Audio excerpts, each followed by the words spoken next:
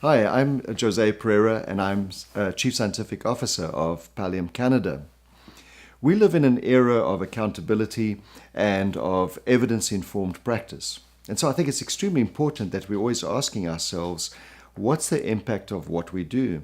In the case of Pallium, what's the impact of the Pallium products, including the Pallium LEAP courses? And so that's what I would like to focus on this short presentation of today, is what is the impact of the work that we do? Now, across the country, we've got hundreds of people, from LEAP developers and designers to peer reviewers, as well as facilitators, who just last year facilitated close to 300 courses across the country. So that's about a course almost every day. We have people working on the Pallium Pocketbook. Just this past year, we revised the Pallium Pocketbook. We have developed, revised the whole LEAP oncology, and we're close to putting into prototyping a LEAP emergency department and LEAP hospital. So that's a lot of work happening across the country. So what's the impact of it all? Is it worthwhile? So today I'm happy to share with you that indeed I believe that there's evidence, and there's a growing body of evidence to show that the LEAP courses do make a difference. But before we do that, I think it's important to stop a little bit and to ask ourselves what we mean by evidence. And I think there are two things we need to think about that. The first one is we use a model at Pallium that was developed quite a few years ago by Kirkpatrick. It's referred to obviously as the Kirkpatrick model. And Kirkpatrick stated that there are 4 levels of evidence when we're looking at evaluating the impact of an educational intervention. The first level, the most basic level, is the students' reactions. So are the learners happy with it? Are they satisfied with it? Does it meet their needs? It's an important level, but it alone doesn't suffice. So the second level is, does the intervention change what they know about the subject, their attitudes towards it, their comfort in undertaking different activities related to that topic, in this case, the palliative care approach, for example, assessing symptoms, initiating treatments, initiating advanced care plan discussions, initiating goals of care discussions, addressing the psychospiritual needs of patients. The third level relates to behavior. So it is a good thing that the learners are able to change and improve their knowledge, their attitudes, their comfort skills related to the topic. But it is also important that they actually change the way they practice to really integrate what they learned into their daily practice and into their behavior so that it modifies behavior. The fourth level, which is often referred to as the holy grail of evaluation with respect to health education, is the impact on patient care directly as well as on the healthcare system. And some would add an extra level, and that is the bang for the buck.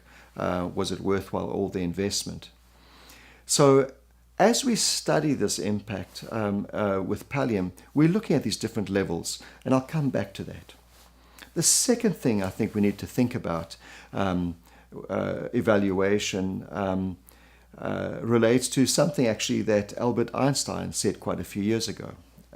Albert Einstein shared amazing wisdom when he said that not everything that counts can be counted, and not everything that can be counted counts. So with that in mind, I think it's important to look at sometimes at things that cannot be counted but are extremely important. I guess in layman's term we refer to that as the proof is in the pudding. As a facilitator, when you facilitate the course, or as a learner when you do the course, you then start reflecting on the impact of that. And here I perhaps want to share with you a story to illustrate what I'm saying. A few months ago, I was asked to see a patient in a hospital with very advanced kidney disease. This is a patient who had been on dialysis for many years and had developed many complications around his disease, To make matters even worse, he had developed a cancer, so he was on chemotherapy treatment. And unfortunately, despite the treatment, the disease was progressing. And what was interesting was I was asked to see him for advice to the nephrologist about where to go to next.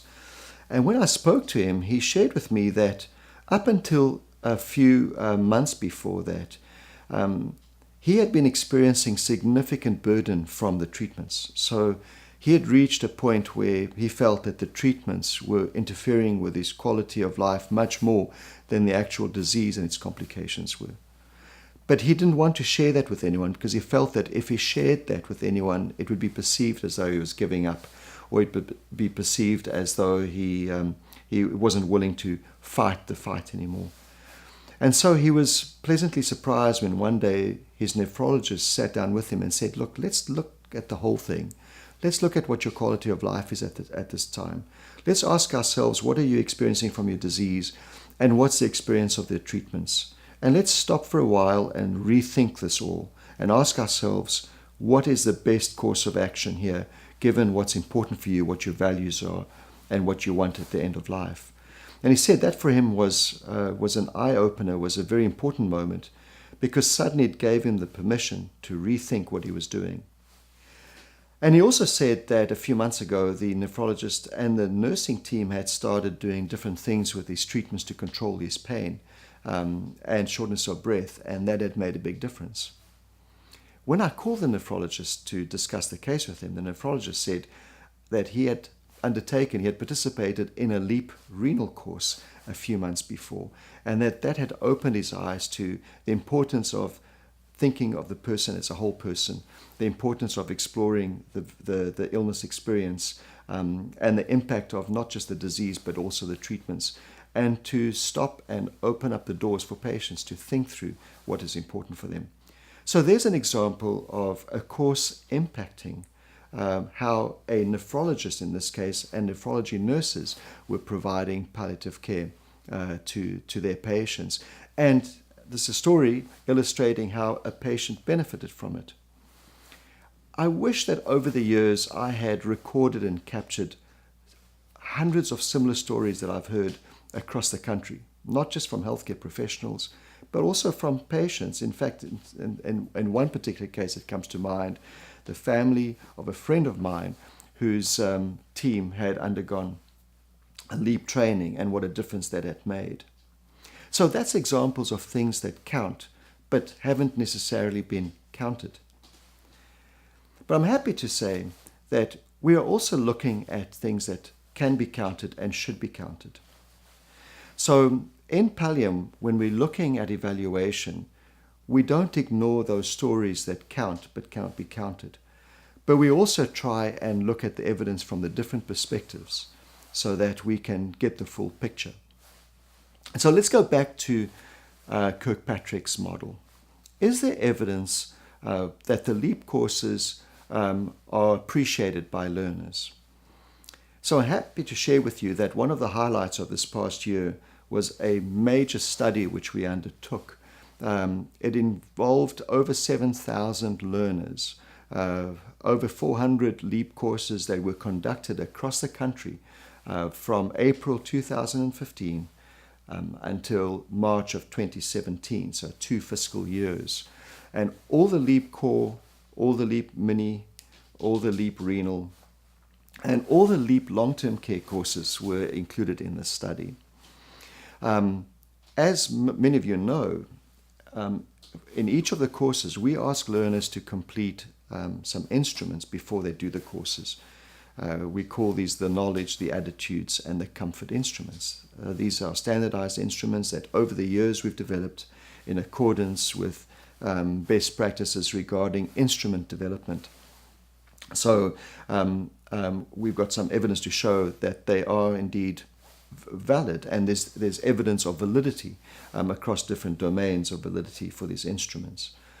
So the knowledge asks the learners, doctors, nurses in particular, and pharmacists, what they believe are knowledge related to providing a palliative care approach. For example, the right pain medication, the right doses, what's happening that's causing shortness of breath in a patient, etc. The attitudinal survey explores learners' attitudes towards a palliative care approach. So, are they in support of it? Do they believe in starting palliative care much earlier in the illness trajectory?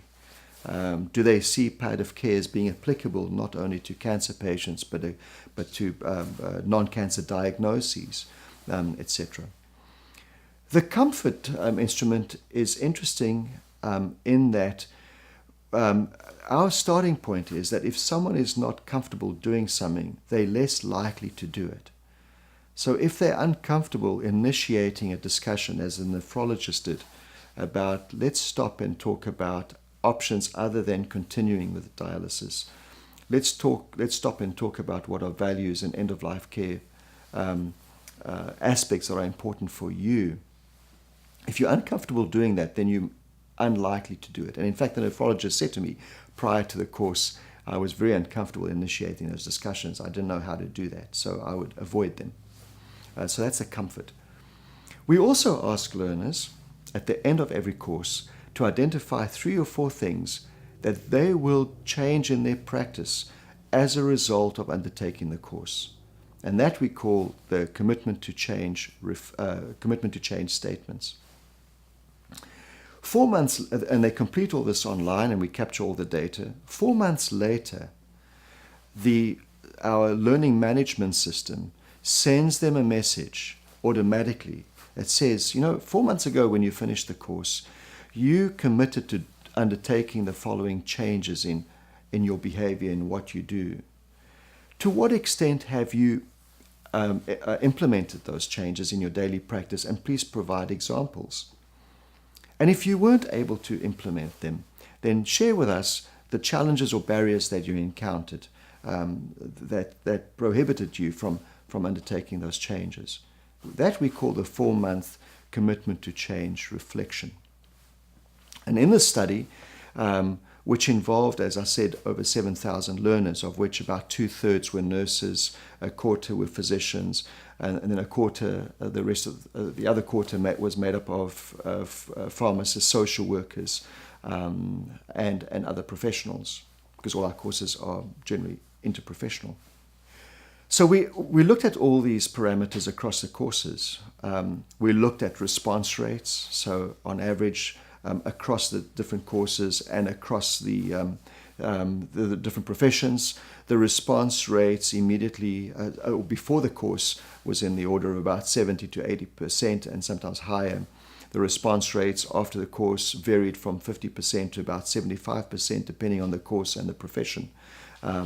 In some cases, the knowledge quiz, for example, doesn't address the knowledge that's expected of social workers, and so therefore social workers didn't complete that.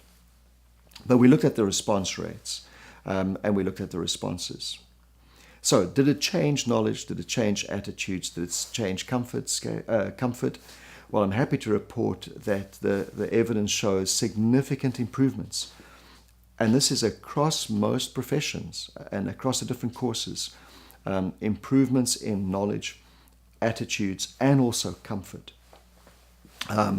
So that was very reassuring, and this in a study that's involving several thousand people, which is quite unique. Now let's look at the next, the other level, level 1, which was what do learners think about the courses? Well, again, incredible response in that between 89 to 96% of learners, and this was across professions, said that the course met their learning needs, and that they would advocate for the course and they would encourage their colleagues to undertake the course. So that's a very, very strong endorsement of the course. The evaluations also identified the strengths of the courses. And the main themes that emerged in terms of the strengths of the courses included the cases were very relevant to their practice, so it made sense. It resonated with them. The cases used in the courses were cases of everyday things that they experience in their practice, and the courses have been designed to do that. They highlighted the interactivity of the courses, that across the different professions, they felt that they were able to ask questions, they were able to share their experiences, they were able to to have discussions. The other highlight in terms of the strength was the narratives and the stories. So we intentionally designed the courses so that there are opportunities for the facilitators to share their experiences, to highlight key aspects of providing a palliative care approach. And this was captured well. They also highlighted the incredible skills and high quality of facilitation. So kudos to all the over 600 facilitators we have across the country. You're doing an amazing job. Now let's look at the third level of Kirkpatrick, and that is there evidence that it's changing behaviors? Well, I would argue that the commitment to change reflections is emerging evidence that it is changing how people practice. And we have thousands of examples from those commitment to change. In fact, there were 20,000 commitment to change statements and reflections that we analyzed. So hundreds and hundreds of examples, of different examples of how people were changing their practice as a result of the course. Now you may say, but that's a self-reported. True, and that is one of the limitations. But there's also, we noticed evidence that people were being quite honest in how they reported that. In fact, they said that across the courses between 65 to 75% of the commitments they had been able to implement. And that there were about 25 to 35% of their commitments that they were not able to implement. And the examples that they shared of what they were not able to implement resonated with us as researchers. They made sense. So in this relatively low-stake test, as it were, people seemed to be very honest and were sharing exactly what they were experiencing in practice. So the commitment to change, in essence, shows us that there's evidence that people are changing what they do. With lots of examples of impact on patient care. For example, beginning to do home visits when people were not doing it before, identifying patients much earlier in the illness trajectory, initiating discussions, as the nephrologist did, about advanced care planning and goals of care discussions. Now let's look at the next level, level 4, the holy grail of Kirkpatrick, as it's often referred to, impact on the healthcare system. Well, this study is not the only body of evidence that's beginning to show the impact of the courses. If we go back just a few years, 2-3 years ago, there was a very large project that was undertaken in Ontario called the Integrate Project. And the Integrate Project was about integrating palliative care much earlier in the illness trajectory of patients with cancer in 4 cancer centers in Ontario and Quebec. It also involved integrating palliative care across different settings. So it involved using LEAP courses to train the oncology teams and LEAP courses to train the family medicine clinics that were linked to the cancer centers. That study and the report showed that across the different clinics, many more patients were being identified much earlier in the illness trajectories with respect to palliative care needs. Palliative care was being initiated, the palliative care approach was being initiated much earlier. And importantly, there were better links between the cancer center and the clinics. You may also be aware that we've undertaken the LEAP Paramedics program, and working with colleagues in Nova Scotia and Prince Edward Island, we developed LEAP Paramedics. And over the course of about 9 months, we trained up all 1,100 paramedics in Nova Scotia and PEI. About 18 months after the initial training, when our colleagues undertook a study in those 2 provinces, they discovered significant reductions in the transfers of patients from home to emergency departments. So that's evidence to show that it's impacting the healthcare system in very remarkable ways. And in addition to that, there's also evidence to show that it was saving the healthcare systems there a few $1 million a year. So not only are they improving the quality of palliative care they're providing, but they're also reducing the costs to the healthcare system. So there, I'm hoping, lies emerging evidence. Is it all the evidence? Not at all. Is it sufficient evidence? evidence is always something that one continues to look for. And that's what we're hoping to do in the future. So the good thing is there is evidence to show that we are changing, that the courses are well received by learners, that we are changing their knowledge, attitudes, and comfort, that we're beginning to change their behaviors. And there's also some emerging evidence that we're changing and improving the healthcare system and the care to patients. Looking into the future, this is going to be a big focus of our work for the next 2 or 3 years, and that is to explore further these different levels of evidence, particularly the one that looks at the impact on patient care directly and the healthcare system. In order to do that, we are going to be developing research partnerships with key stakeholders and colleagues across the country, so that we can start addressing that very important research question and other research opportunities. For example, the different instructional designs that we use in the courses. The videos, for example. Is the not quite right approach that we use continuing to be the right approach, or are there other ways of doing it? Assessing different modes of delivery. What's the impact of an online versus a face-to-face classroom? So excellent opportunities to do some very important research in the future. So in conclusion, I hope that you agree with me that there is emerging evidence to show that the LEAP courses are making a difference, and that the efforts we're doing across the country, hundreds of people, the facilitators, the designers, is making a difference. We're looking very excitedly into the future to undertake more research in this area, particularly research that looks at those higher Kirkpatrick levels of the impact of the courses. So thank you very much for your time, and thank you for this opportunity to share this with you.